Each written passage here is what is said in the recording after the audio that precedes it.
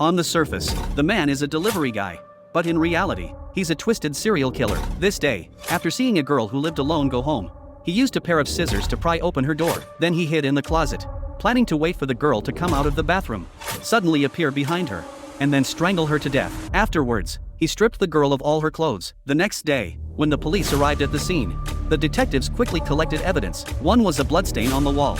The other was a fingerprint on a water glass. The fingerprint on the glass belonged to the boyfriend, and the bloodstain on the wall also matched the boyfriend's. The medical examiner's inspection found that the girl's time of death was around 11 p.m. last night, and that was the time right after her boyfriend had arrived. So the police immediately arrested the boyfriend. But when the man was being interrogated, he refused to admit he was the killer. He said that when he went to his girlfriend's house last night, he and his girlfriend had argued over something small. He angrily punched the wall, which is why he left the bloodstain. And leaving his fingerprint at his girlfriend's house was also a very normal thing. But when the detectives asked him to provide an alibi, he couldn't produce one at all, because there were no surveillance cameras on the roads there, so no one could determine the time he left. Therefore, the police were convinced the boyfriend was the killer. So, under the police's violent methods, the man was beaten into a confession. But during the crime scene reenactment, he had no idea what he was supposed to do, and the police, in order to meet their performance quota, actually taught him how to strangle the mannequin. Seeing this, Officer Annie believed this man was definitely wrongly accused. So, to find the truth,